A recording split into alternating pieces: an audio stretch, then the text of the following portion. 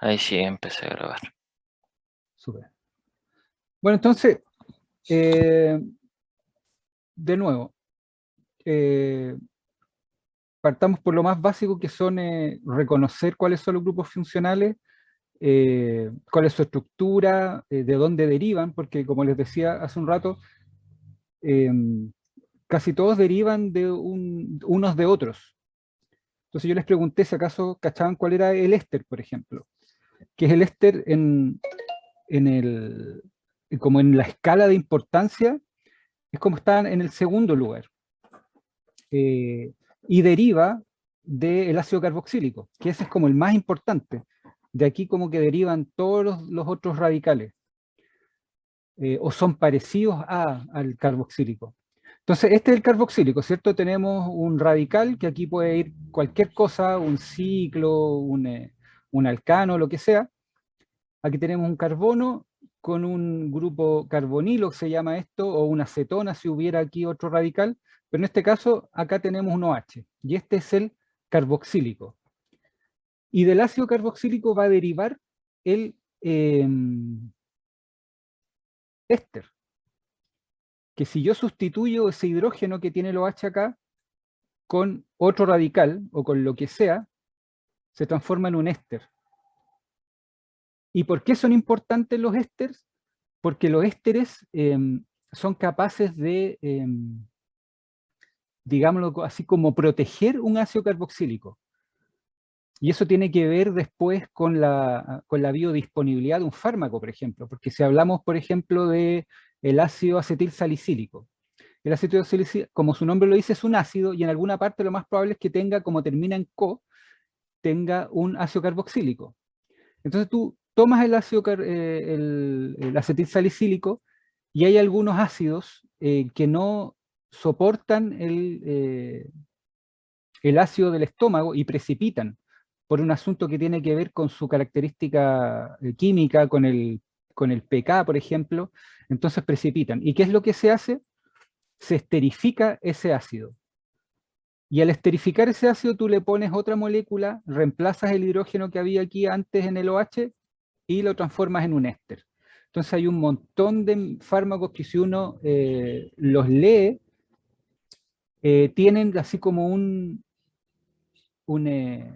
apellido. Entonces, por ejemplo, hay uno que se llama, que me acuerdo que se llama pamoato de pirantel. No sé si les pasaron ya los antiparasitarios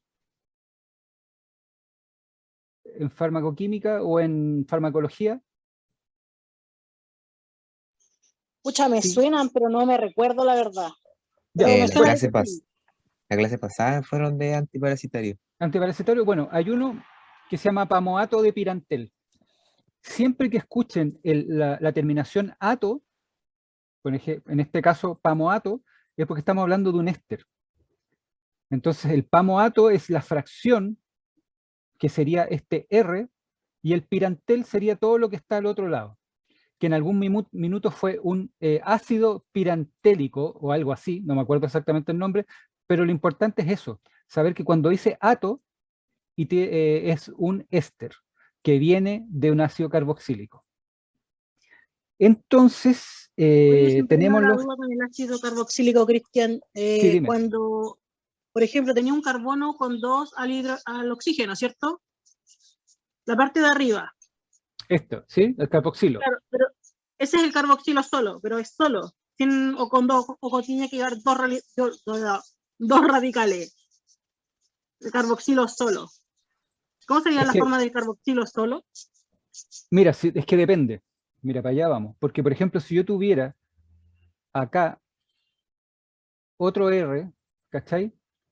Ya no tienes ningún oxígeno acá, y esto se va a convertir en una acetona. Cuando tú tienes este doble enlace a un oxígeno, el carbonilo solo, y tienes acá un R que podría ser, no sé, un CH3, y acá otro CH3, esto se convierte en una acetona. ¿Sí? Ya, sí te entiendo. Pero el grupo en sí, ese doble enlace con el carbono, es el carbonilo. Carbonilo, sí. Ah, ya, súper, que siempre tenía la duda con eso. Sí, sí, siempre que hablan de carbonilo, te hablan de esto nomás, esto que está aquí. Nada más. Que aquí puede tener un OH o puede ser un éster o lo que sea, eh, pero carbonilo es solamente esto que está acá. Bueno, y yendo también en la importancia, la cetona es menos importante en un orden que el carboxilo y que el éster. Y antes de la cetona está un grupo que tú me preguntaste, que es la amida, ¿cierto? Que tú no te Amida, acordabas amida con la amina. con la amina, claro. Y aquí vamos a cachar que son súper similares. Eh, Déjame ver aquí, que ya ni me acuerdo cómo se borraba esto. Tu, tu, tu, tu, tu, tu. Acá. Bueno, esto que está acá es una amida, ¿ya? Y se llama amida porque justamente está al lado de un grupo carboxilo. Si yo no tuviera este grupo acá, si aquí tuviera por ejemplo, CH2 o CH3, ahí sería ¿qué cosa? Siempre que ven este grupo que está acá, Dame un segundo, al lado de un carboxilo. Estoy anotando. sí. Ya, entonces, si lo cambiamos el carboxilo, debería ser una amina. Perfecto, es una amina. Entonces, esa es toda la diferencia entre una amida y una amina. La presencia o no del grupo carboxílico al lado. Carboxilo, perdón. Si tengo acá este O, es amida. Y si no tengo el O, es una amina. Cristian, y de ahí Y se van sacando las aminas primarias, la terciaria, la secundaria. correctamente, correctamente. Porque aquí nos pasamos a sencillamente sustituir los hidrógenos. Entonces, si yo tuviera, por ejemplo, de acá, acá, esto sería sustituida, ¿cierto? En una vez, podría ser sustituida en 2 veces, e incluso puede ser sustituida en una cuarta vez, y ahí quedaría positivo. Y este grupo que está acá es súper interesante porque lo hemos escuchado ahora en la pandemia como millones de veces. Estos son los que se llaman amonios cuaternarios. Y es súper importante el amonio cuaternario porque le da una característica especial a la molécula. Imagínense si acá este R fuera un tremendo grupo, a ver, se lo voy a dibujar, creo que es esto de acá. Si fuera una cosa así, súper larga y más grande para allá, y yo no tuviera por mientras este grupo acá, sino que lo tuviera solamente así, o de hecho lo tuviera así. Esta molécula que estamos viendo aquí, ¿ustedes creen que sería fácil disolverla en agua? Yo creo que no, porque tiene una cadena como carbonada, entonces sería como más liposoluble. Exactamente, cuando vean moléculas que tienen puros hidrógeno y carbono, esa cuestión no se disuelve en agua, pero ni a palo. Entonces, por eso es importante el amonio cuaternario, porque el amonio cuaternario le va a dar, porque ni siquiera con una amina no es suficiente para darle polaridad a la molécula. Entonces, si esta amina la vamos sustituyendo de a poco, hasta llegar a un amonio cuaternario, si se fijan aquí queda una carga positiva. Y estas cargas positivas son capaces, como una sal, son capaces de disolverse en agua. Entonces esto va a tener una cabeza que va a ser superpolar, que va a ser capaz de disolverse en agua, y va a tener una zona súper grasa que va a ser insoluble en agua. Entonces, a este tipo de moléculas se le llama anfipática, o sea que tiene propiedades para disolución en agua, o sea, hidrosoluble y liposoluble. Y la mayoría de los detergentes que nosotros utilizamos tienen esta capacidad anfipática. El lauril sulfato de sodio, por ejemplo, si ustedes van y miran algún champú, jabón de mano, lo que sea, van a ver que dice lauril sulfato de sodio. Y eso tiene una zona que es el lauril, que viene del ácido láurico, que es una cadena súper larga de puros carbonos e hidrógenos, y la parte del sulfato de sodio, que como el nombre le dice de sodio, es una sal. Entonces va a tener una cabeza polar y otra apolar, y eso va a servir como detergente. Hace poco estábamos viendo en los lípidos, ¿cierto?, con la profe de bioquímica clínica, que entonces al formar estas moléculas, una micela, son capaces de orientarse de cierto modo y formar como una gota que va a envolver a un lípido. Entonces esta zona de acá, que es la grasa, se va a ir hacia adentro, y toda esta parte de arriba, de adelante, que es hidrosoluble, va a estar hacia afuera. Y esa es la forma en que los detergentes funcionan. Atrapan la grasa en esta zona, y si yo hiciera esto, lo pudiera proyectar, quedaría como un círculo, con todas estas cabezas hacia afuera, y todo esto hacia adentro, y toda esta zona atraparía a la grasa. Y así funciona el detergente. Tú le echas este detergente y toda la cosa que sea grasa la va a atrapar al centro y vas a poder sacarla de tu ropa. Como una bicapa lipídica. Exacto, como una bicapa lipídica. Pero en este caso se llaman micelas, porque tienen una forma siempre especial, redonda. Y bueno, y esos son las aminas cuaternarias. Oye, Entonces, Cristian, cuando sí, la amina o la amida está al revés escrita, ¿también funciona? Porque a veces en la literatura aparece así, como N2H, o ya cambia. Siempre me he confundido con eso. no que yo sepa, N2H, ¿no? Porque eso nada que ver, pues. Lo que pasa es Porque que, mira, parece, en algunos lados aparece como igual así, pareciera, incluso parece amida o amina, pero en ya, vez de ya, decir NH2, dice N2H, o algo así. no sé, fíjate, porque N2 claramente no podrían haber dos nitrógenos. ¿Cachai? A lo mejor puede ser que diga NH, ¿cachai? Pero el 2 en el nitrógeno, no creo. Si lo A lo mejor dice encuentra, como 2HN, que ahí es como lo que tengo siempre, que aparece como al Que quizás revés. sale como estereoisómero, a lo mejor tiene que ver con eso, igual cuando son como más, cuando son moléculas como superponibles, ¿cómo se dice? Sí, No sé, sí, a a lo veces mejor eso como es lo que igual que se dan quizás como al vueltas. revés.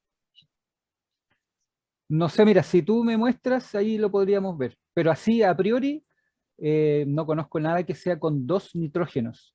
Mira, Lo que cuando sí voy a pasa, buscarlo y lo voy a mostrar porque siempre me confunde, que está como al revés escrito. lo que sí pasa es esto a veces en estos dibujos, que pone el H3C, ¿cachai? En este sector.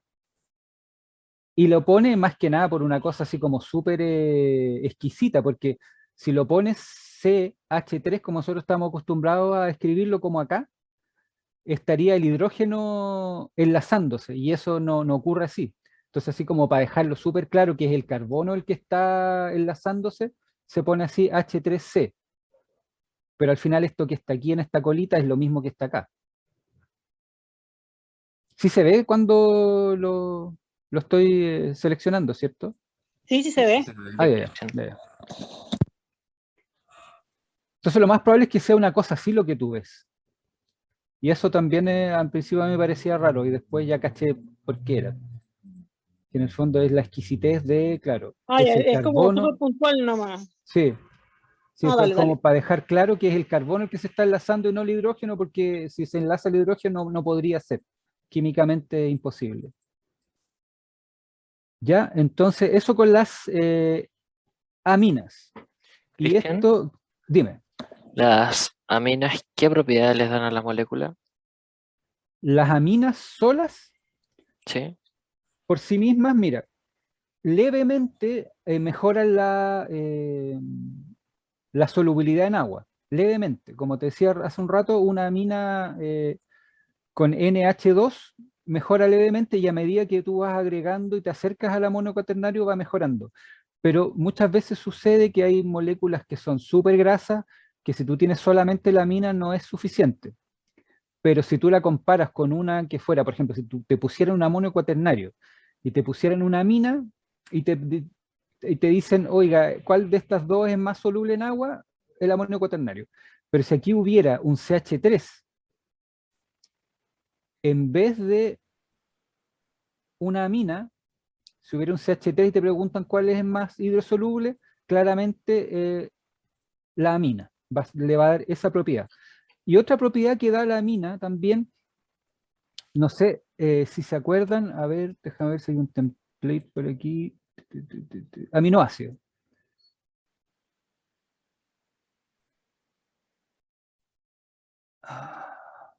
No, no lo puedo sacar.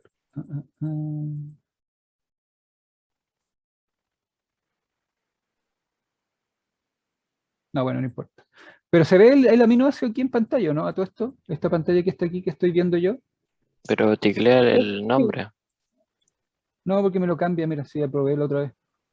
Mm. Pero no importa, pero se están viendo en pantalla. Sí se ven súper bien. Entonces, mira, la gracia de las aminas, y sobre todo en el caso de los aminoácidos y por lo tanto de las proteínas, es que son capaces de formar estos puentes que era cierto entre el amino y el carboxilo del siguiente. ¿Te acuerdas? Que ese es el enlace entre los aminoácidos, que es el enlace peptídico. ¿Sí se Sí, acuerdan? Entonces, eso también es otra propiedad. O sea, las aminas son fisiológicamente súper activas y son súper reactivas. Entonces hay muchos sitios de unión a proteína o receptores de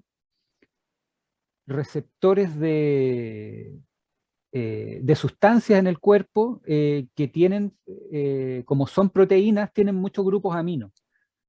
Entonces esa es súper importante dentro del cuerpo. Pero la propiedad que más le da a una molécula es que le da mayor capacidad hidrosoluble, aunque no tanto como otras, pero sí le da esa capacidad. Y es mucho más reactiva. Una amina, comparado con un carbono, por ejemplo, el carbono está totalmente enlazado. Tiene todos sus enlaces ocupados y no tiene electrones tampoco. En cambio, la amina, si la comparamos con este metil que está acá, sí tiene dos enlaces, pero además tiene electrones que están ahí dando vueltas, que uno no los ve aquí, pero siempre uno les pone unos puntitos, ¿cierto? Que son electrones que están disponibles para reaccionar. Entonces, si tuviéramos el CH3, esta molécula es bajamente reactiva comparado con una amina. La amina le da más reactividad a la molécula también. Entonces, esas son como las cosas que podría aportar una amina. ¿Qué más? Bueno, el otro que podríamos tener acá, pero se fijan que todos vienen al final del carboxílico, hemos cambiado acá, lo único que hemos hecho es cambiar este lado de acá. Y mantenemos aquí el carbonilo, y ahora le ponemos un H acá. ¿Y este grupo, cómo se llama este grupo funcional de acá? ¿Alguno se acuerda, lo conoce?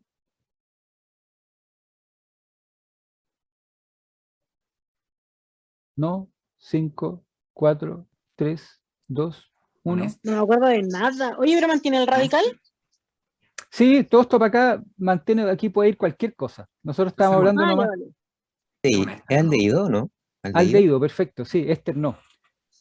El éster, acuérdate que era el que tenía un oxígeno acá y sustituíamos este H para acá. Este es un éster. Y los ésters, por lo tanto, si esto antes era un ácido carboxílico, los ésters siempre vienen de un ácido carboxílico. Entonces uno dice el éster del ácido tanto, bla, bla, bla. Pero en este caso, Mira, la otra vez me habían dado más tiempo. En la noche parece que es Cristian, que a veces dan hasta 1 hora o ilimitado. Pero el sábado pasado, ¿te acuerdas que nadie molestó? La primera reunión creo que es como limitada. Ah, puede ser, ¿ah? Se aguanta como 30 reuniones. Sí, puede ser. Ya, entonces estábamos viendo cuál dijimos. Ya me acordé. El aldehído, como dijo Kevin, muy bien. El aldehído. Este es en importancia, yo diría que, a ver, si los pudiéramos ordenar, sería el carboxílico, el éster, la amida. Me parece que el aldehído, me parece que hay uno antes del aldehído, pero no me acuerdo cuál es. Me parece que el nitrilo, puede ser el nitrilo. Y después viene el aldehído, que es este de acá, que es, en vez de un carboxílico, aquí no tenemos un OH, sino que tenemos solamente un H. Los aldehídos son importantes en el sentido que también son moléculas que le dan polaridad a una molécula que uno esté trabajando o que uno quiera transformar un carboxílico, por ejemplo, en un aldehído. Le dan polaridad porque esto, acuérdense que este oxígeno de acá tiene electrones acá que son capaces de formar puentes de hidrógeno con otras moléculas. Entonces, los aldehídos tienen la posibilidad, igual que la acetona, igual que los ácidos carboxílicos, de darle estabilidad a una molécula. Por esto que pueden formar puentes de hidrógeno con otras. ¿Qué más? Otro importante es el...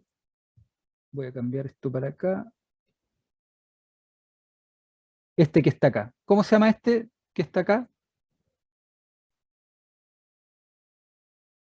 Ese es un grupo de alcohol. Perfectamente, lo reconociste muy rápidamente. Con el único que no tengo problema. Exacto, ese es un grupo alcohol. Y ese también, como tiene oxígeno, le da la capacidad a la molécula de formar puentes de hidrógeno. A todo esto, si se cierra la sesión, creamos otra y les mando el link. Este es un grupo alcohol que también le da estabilidad a la molécula y también es bastante reactivo, porque este hidrógeno generalmente es fácil de sacar. No me acuerdo si en orgánica vimos reacciones de síntesis, ¿se acuerdan? Sí, creo que las vimos.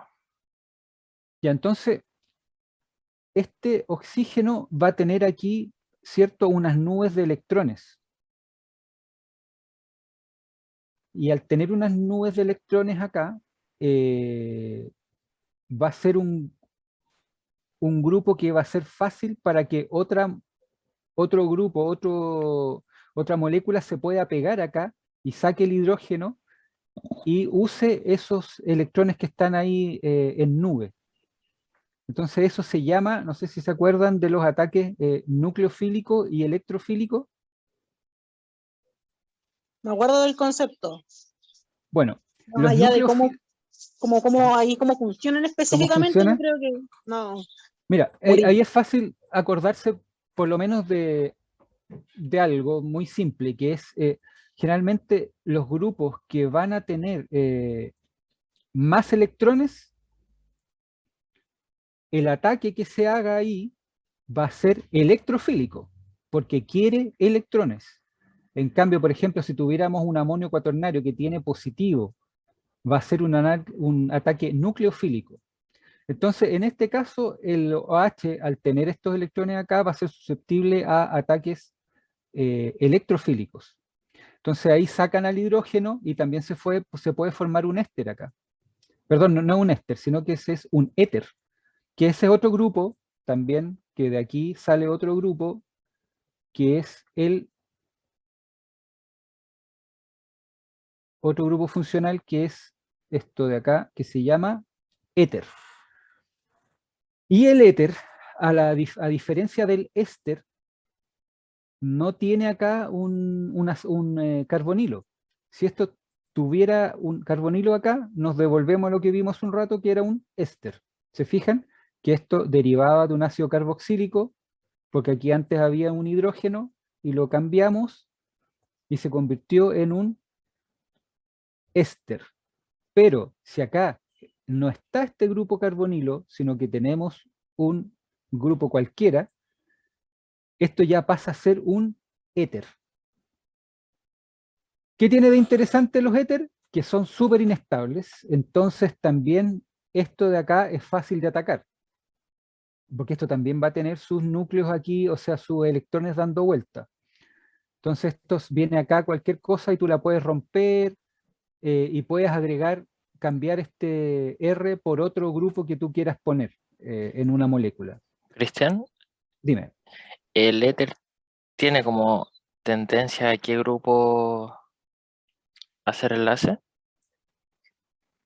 Sí, sí, generalmente todos los grupos funcionales tienen, Como mayor así, afinidad. claro, a ciertas reacciones. Así como la amina, por ejemplo, tiene una alta afinidad con los grupos carboxilo, eh, el, los éteres tienen una afinidad por dobles enlaces, por ejemplo, como estos. Tienen afinidad también con, me parece que también con las aminas, no me acuerdo muy bien. Por eso, la verdad es que ahí no te voy a engrupir, la verdad es que no me acuerdo, pero sí existen, sí te puedo decir que existen como afinidades específicas de grupos funcionales con otros. Y también te puedo decir que los éter son súper inestables. Entonces, generalmente tú los ves en etapas intermedias o de síntesis orgánica o incluso en el organismo. Son como eh, puentes para llegar a otra molécula. Buscando el equilibrio. Exacto, sí, siempre buscando el equilibrio. Entonces son como grupos que sirven justamente para el metabolismo, porque como son intermedios, tú permites llegar de una, imagínate que había, no sé, pues aquí había un OH, que los alcoholes son súper fáciles de producir a partir de azúcares El o de grupo de los carbohidratos, lo que alcoholes se llama hidroxio o hidroxilo. hidroxilo o Hidroxilo. hidroxi. Es que lo que pasa es que uno dice hidroxi cuando estás hablando de un, es como que estás nombrando un compuesto, Ya. pero el grupo solo se le puede decir hidroxilo. Bueno, y el otro que viene es el éster, ¿cierto? Y ya después vienen otros grupos que son no tan importantes, que son los alcanos, por ejemplo, los alquinos, que son los de doble y triple enlace.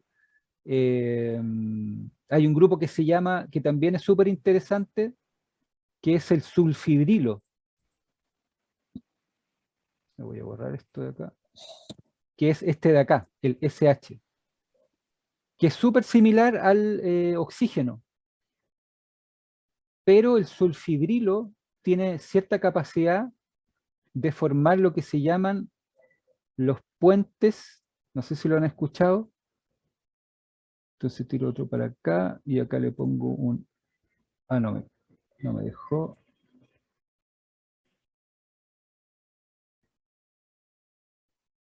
ahí sí,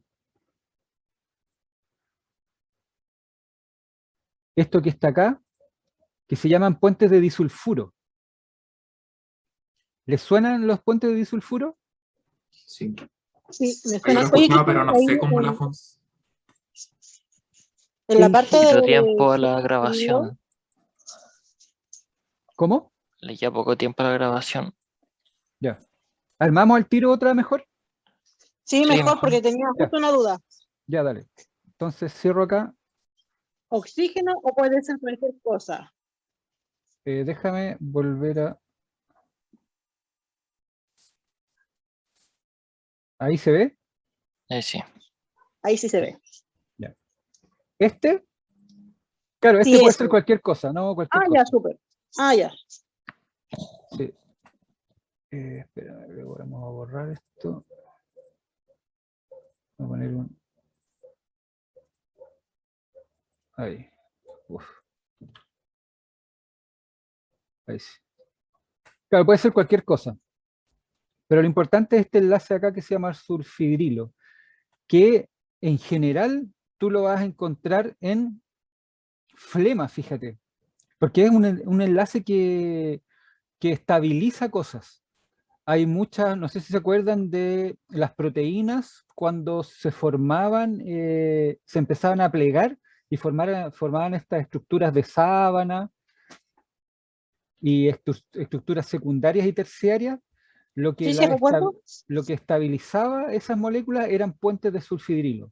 Entonces había un aminoácido que se llama metionina que tiene estos enlaces y que son los que estabilizan. Entonces, ¿yo por qué lo traigo ahora como a colación?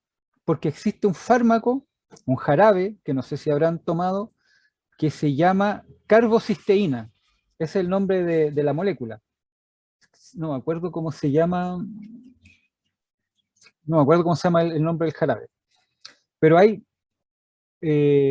deben haber como 3 o 4 en el mercado que lo que hacen es romper este enlace, los puentes de disulfuro. Broncotusilán se llama. Dale, ese es de Pasteur, creo. Sí, el laboratorio Pasteur. Y rompe aquí el enlace. Y así hacen que disminuya la flema. Y no solo la flema. Fíjate que ese medicamento es capaz de, los médicos lo dan incluso para enfermedades de infecciones vaginales en mujeres, porque aumenta la viscosidad del moco cervical. Y este medicamento lo que hace es donde encuentra un puente de disulfuro, va y lo rompe. Entonces, este tipo de enlace es capaz de estabilizar compuestos en general. Porque si uno ve también la estructura del pelo o de las uñas, también tiene puentes de disulfuro que son capaces de darle esa rigidez al pelo y a las uñas, y a la piel también. ¿Actúa el mejor en estómago- medios ácidos? ¿Qué cosa? Ese puente. Puente, no me acuerdo cómo lo que dijiste. ¿El de disulfuro? Sí. La verdad es que no, trabaja en distintos pH. Lo que pasa es que nosotros tenemos un pH, el fisiológico, que va desde 5,5, que es la piel, hasta un poquito más de 7. ¿Cuánto dijo la profe? Ya se me olvidó. Que era el 7,5, creo. 7.4. Sí, sí, pero no me refiero, pero no solo en piel, sino que adentro también. 7,4, ¿cierto? Claro, entonces lo más ácido que nosotros tenemos, que no sea el estómago, obviamente, que eso ya está cerca de 1 o un poquito más de 1, pero todo lo demás, 5,5 hasta 7,4. Entonces este puente va a estar en esas, más o menos en esos pHs. Lo que siempre hay que pensar, hablando de puentes de disulfuro o de cualquier cosa, o de proteínas o de enzimas, es que nuestro organismo tiene márgenes súper estrechos de temperatura, por ejemplo. La fiebre que uno tiene cuando uno se enferma no es porque sí, es porque a esa temperatura, cerca de los 40 grados, es cuando las enzimas tienen su mejor desempeño. Si tú comparas cualquier in vitro, cualquier enzima, por ejemplo la convertidora de angiotensina, si tú la pones a 35 grados o a 40 va a tener su pic. Después, si tú te pasas de 40, 42, 43, ya no se degrada la enzima y ya no funciona. Por eso esa temperatura no es compatible con la vida. Cuando uno tiene 40 grados, todo el mundo se asusta y te dicen, no, tenéis que bajar la temperatura, como sea, porque después de esa empieza todo a fallar. Te puede dar, qué sé yo, te empiezan a dar Convulsiones. convulsiones, exactamente, y después te podéis morir, te da un coma y chao. En Entonces, adultos, ¿cierto? y Porque en niños también, los niños en los bebés general tienen mayor resistencia, tenía entendido. Sí. soportan mejor, pero siempre hay un rango de que sobre 42, imposible. Justamente porque las enzimas no son capaces de resistir. Pero paradojalmente, la mejor temperatura para las enzimas es 40 grados. Entonces, por eso la fiebre es una respuesta fisiológica ante la enfermedad, pero no solamente no es un daño, sino que muchas veces es bueno. Por eso no siempre es tan bueno dar analgésico antiinflamatorio o antipirético cuando tú tienes fiebre. Solamente si tú ves que estás llegando sobre los 39, ahí tú ya te preocupas. Pero antes muchas veces no es necesario. Tú a veces estás alargando tu enfermedad al hacer que tus enzimas no sean capaces de defenderse y de trabajar como debieran. Ya, como que nos desviamos un poco, pero estamos ahí en los sulfidrilos, que ese también es un sustituyente, el SH. Y hay otros sustituyentes también que son súper conocidos, súper famosos, que son los halógenos, ¿cierto? Que no es lo mismo cuando uno dice, por ejemplo, cloruro de algo. Eso es una sal. Pero cuando el halógeno es un sustituyente, no se llama cloruro de algo a la molécula. Por ejemplo, a ver, algún medicamento que se llame cloruro o ¿Algún qué? algún medicamento, por ejemplo, Cloruro de cetrio.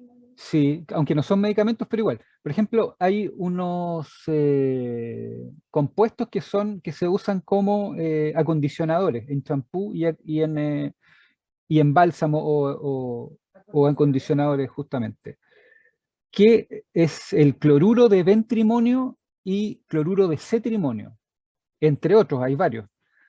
Pero en este caso es una sal, entonces es cloruro de algo. Pero por ejemplo la clorfenamina, el clor que está en su nombre es porque en alguna parte tiene un cloro, o hay muchos medicamentos que dicen clo, clo, clo, clo en alguna parte, y generalmente es porque tienen un cloro. Entonces, el sustituyente no es siempre cuando tú dices cloruro, bromuro de, no es un sustituyente, sino que es la sal de. Pero, por ejemplo, dentro de las... ¿Vieron los antibióticos, cierto? Sí, Ya, entonces están las quinolonas, ¿cierto? Sí. Sí. las recuerdo.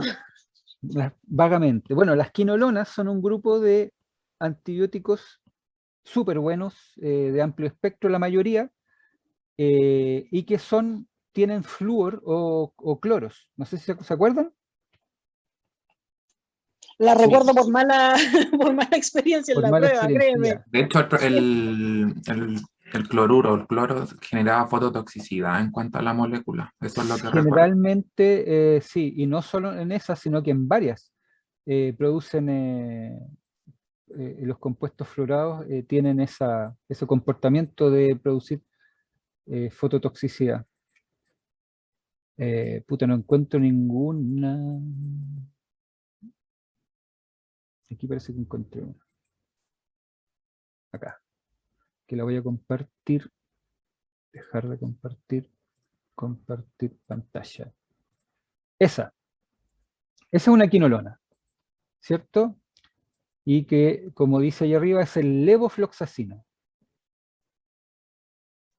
Y tiene ahí un tremendo flúor como sustituyente. Entonces, en general, ¿qué es lo que le da un halógeno como sustituyente a la molécula en general? ¿Se acuerdan qué es lo que da?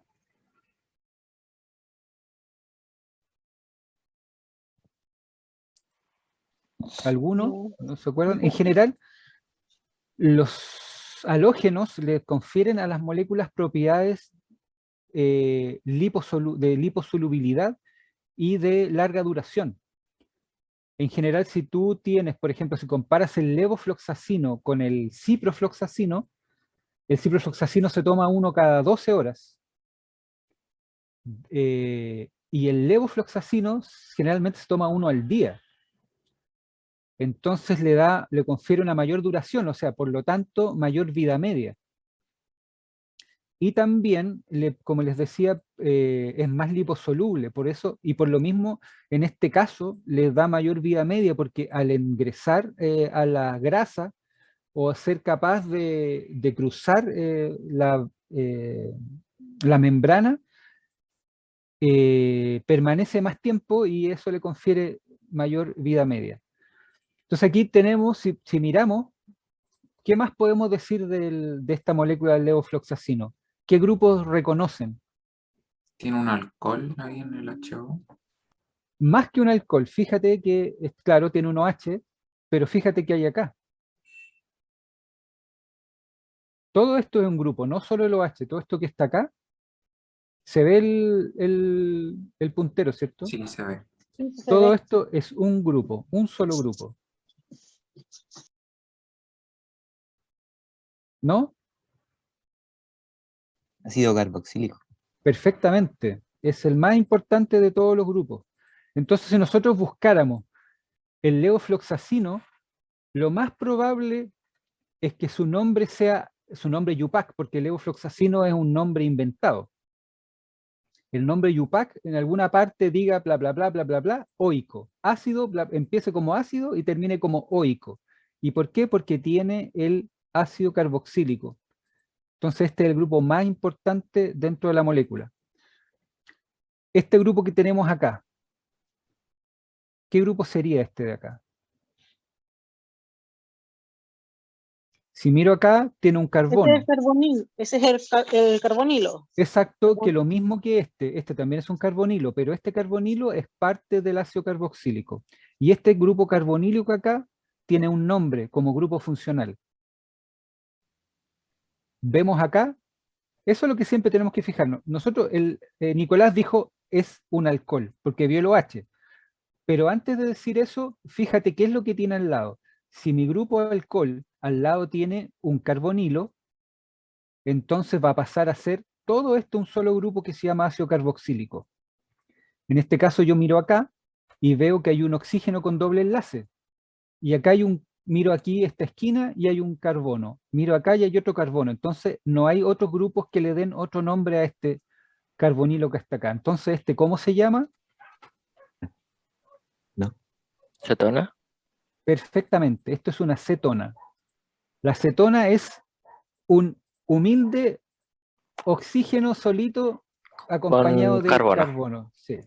Siempre que vean esto, es una cetona. Y es lo que les digo, o sea, fíjense qué acompaña, porque eso es lo importante. Tenemos acá, ¿cierto? Un grupo aquí, que es un ciclo, ¿cierto? De 6 átomos, pero este ciclo es un heteroátomo, porque no todos son carbonos, sino que uno es un nitrógeno. Y yo no me acuerdo cómo se llama, pero el profe les mandó un dibujito con todos los nombres de los grupos. Entonces lo vamos a buscar. Y ese es Es una piridina, creo, ¿no? puede ser una piridina, sí. Aquí lo encontré. O si alguien lo encuentra antes que yo.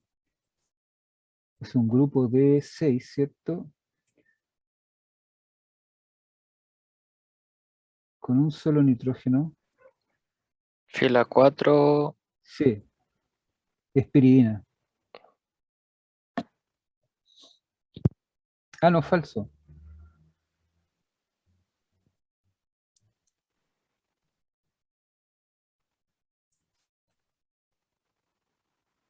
Acá, es una piridina sustituida, porque la piridina tendría aquí adentro 3 doble enlaces, pero uno de los doble enlaces se vino al oxígeno para sustituirlo. Entonces sí sería, en realidad es un derivado de una piridina. ¿Qué otro grupo vemos por acá? Por ejemplo, esto que está acá. Aquí vemos acá que hay un oxígeno, ¿cierto? un éter. Sería un éter, pero ciclado, porque está en un ciclo, ¿cierto?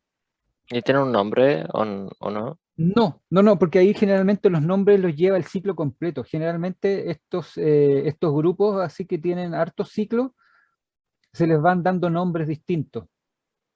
Entonces, por ejemplo, está el antraceno, fenantreno, etcétera, pero son nombres así como que ya no creo que se los pregunten. Yo jamás me los aprendí y nunca me los preguntaron tampoco porque están tabulados. Generalmente tú vas como en esta misma guía que mandó el profe, y están ahí los nombres, no es algo que tú te tengas que aprender. Pero lo más probable es que al menos esto que está aquí tenga algún nombre y capaz que con esto de arriba también tenga otro nombre. Pero lo importante es saber esto, por ejemplo, que este nitrógeno que está acá va a actuar como una amina terciaria, ¿cierto? Porque está sustituida completamente, a pesar de que está en un núcleo, o sea, en un ciclo, es una amina terciaria porque no tiene ningún hidrógeno, está totalmente sustituida. Lo mismo que esta que está acá y lo mismo que esta acá. Son aminas terciarias, pero que están cicladas. Entonces, ¿qué es lo importante en general de estos sustituyentes? Si uno mira esto, ¿cuáles van a ser los sustituyentes más reactivos? En primer lugar, el carboxilo. Siempre el carboxilo va a ser el más reactivo porque es un ácido. Entonces, no solamente va a tener capacidad de reaccionar con ataques nucleofílicos o electrofílicos, sino que al ser un ácido ya tiene capacidad de trabajar como un ácido base. Depende del pH en la solución en la que esté, este hidrógeno va a estar pegado o no. Va a depender del pK sub A de esta zona. Entonces, por eso es tan reactivo un ácido carboxílico, este grupo, y por eso es el más importante en la escala, porque tiene mucha reactividad, por tener este carbonilo y por ser un ácido. Entonces ya eso tiene, ningún otro grupo por acá tiene la capacidad de ser un ácido propiamente tal. A lo mejor alguna parte se puede trabajar como un ácido de... ¿cuál era el otro? De Lewis, ¿cierto? Estaban los ácidos de Lewis y habían Y, otros ácidos.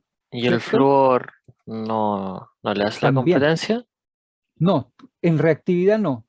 Pero el flúor tiene algo que no tiene ninguno otro de los otros grupos, que eso no se los dije, porque recién llegamos a los halógenos, ¿cierto? Recién empezamos a hablar de los halógenos. Los halógenos, lo que hay que pensar en esto es que esta cosa no es plana, no está así como uno la ve, no está en el espacio como un plano, sino que esto está en 3 dimensiones. De hecho, por eso esta patita que está aquí arriba está más negra, porque eso quiere decir que este grupo metilo que está aquí en la punta está hacia nosotros. En general, estos ciclos sí son planos. Todo este ciclo de acá generalmente están en un plano, pero esto está hacia nosotros.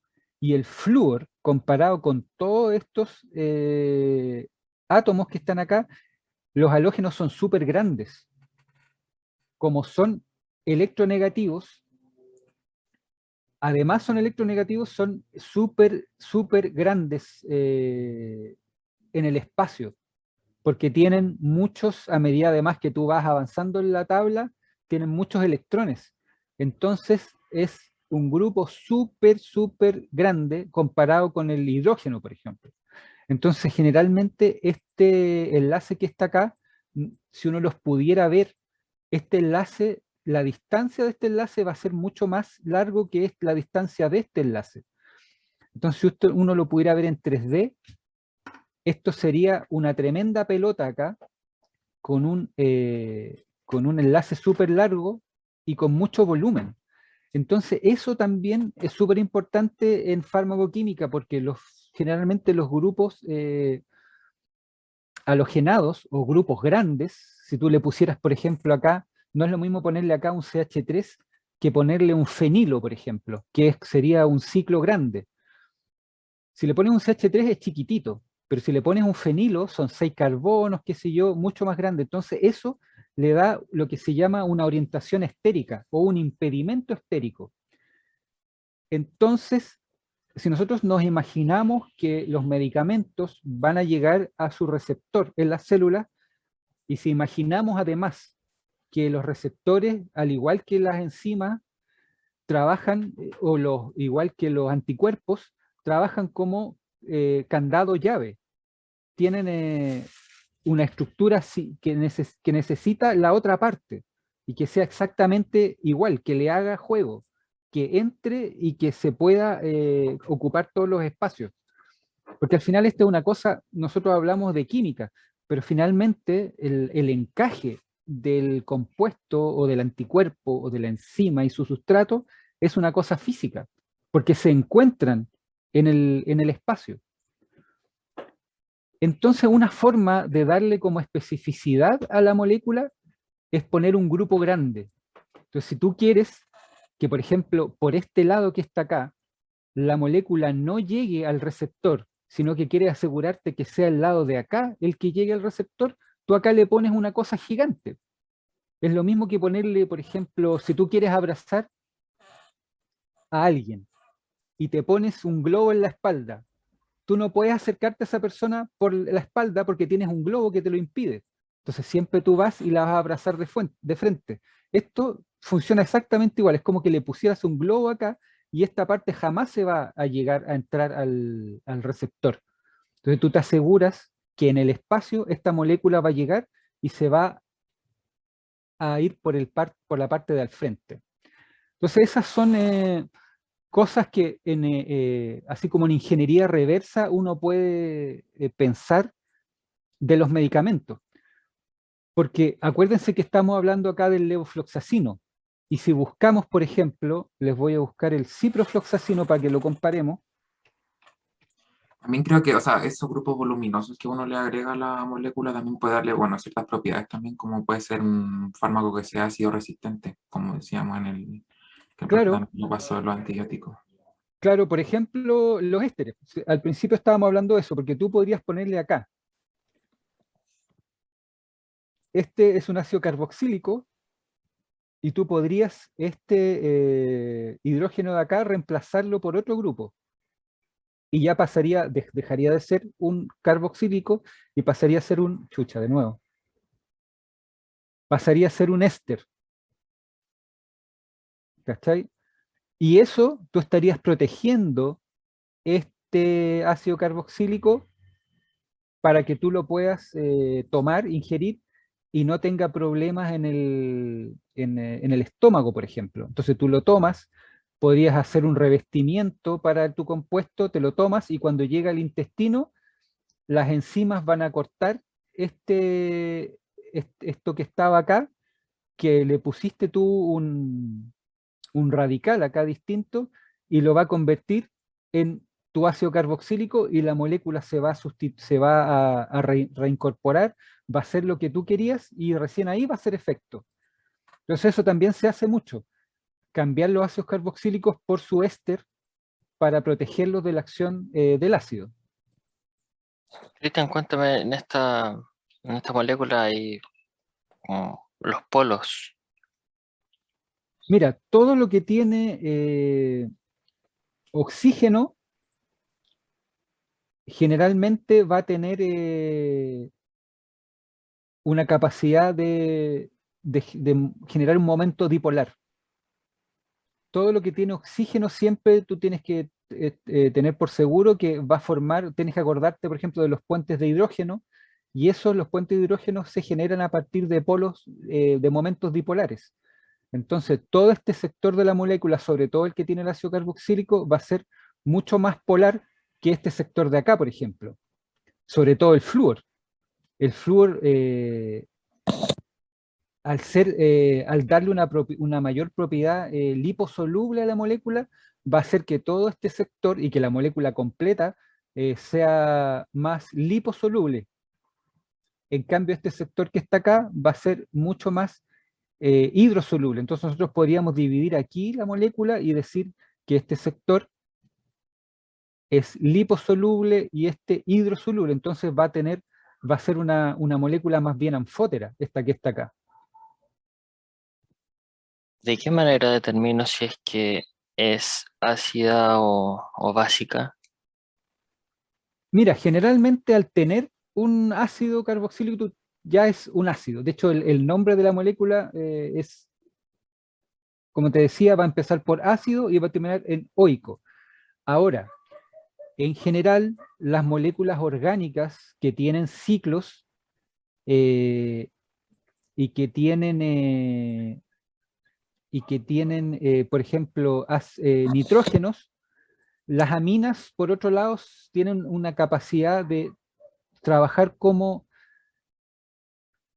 ácido y como base, dependiendo del ácido, del ambiente en el que estén.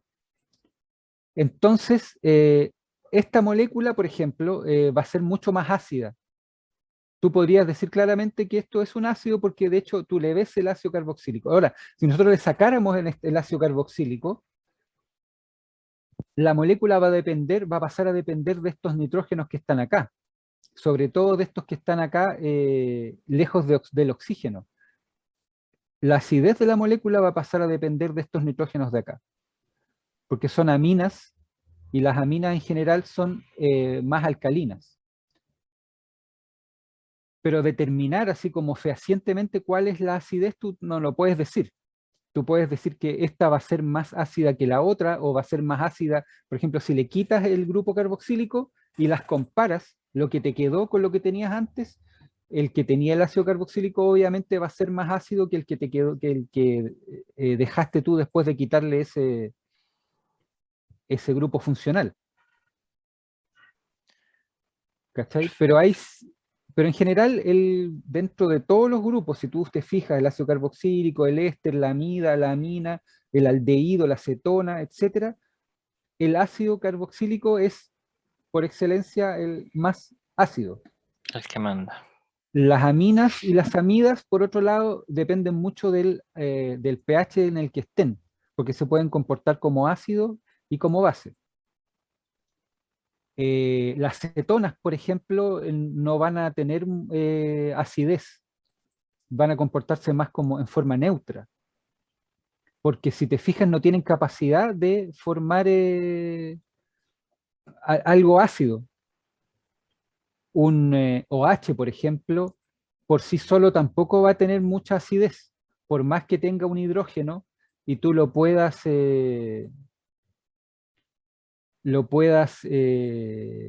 sustituir, no es una sustitución que se va a dar por una reacción ácido-base. Generalmente, cuando tú sustituyes un hidrógeno, va a ser por una deshidratación, donde la otra molécula va a aportar con un OH y como va a sacar este H, tú vas a terminar formando agua, no protones. ¿Cachai? Entonces, el grupo alcohol tampoco es un grupo que aporte mucho a la acidez de la molécula. Generalmente es, como te decía, es el carboxílico el que manda dentro de la acidez.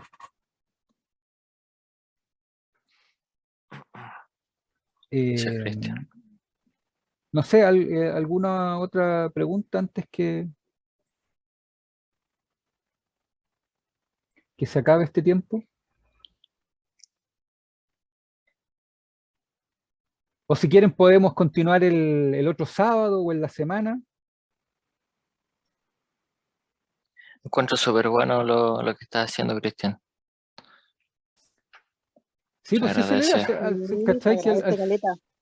No hay de qué, a mí me encanta. Y aparte que al final no es como una clase, sí es como conversar, porque si se dan cuenta todo el rato no le estaba hablando de los grupos funcionales específicamente, sino que la idea es dar ejemplos para que como que vayan interiorizando la materia y también toquemos otros puntos. No solamente así, la materia pura y dura. Yo creo que con ejemplos y con hablar cosas más de la vida común es como más fácil se entienden las cosas. Ya, entonces, ¿alguna duda antes que Sí, se acabe esto? se entiende mucho mejor, así que bacán, gracias. No hay de qué, no hay de Anoté qué. un montón, anoté un montón. Vale. Bueno, y si quieren seguir conversando del tema, lo podemos ver en la semana o el otro sábado. O hablamos de otro tema, no sé, ustedes me dicen. Genial. Hoy también recuerdo de que el profe de fármaco, por si están en fármaco 2, para recuperar el viernes que viene. Eso. Pero tú dices fármaco, farmacoquímica o farmacología. Farmacología 2.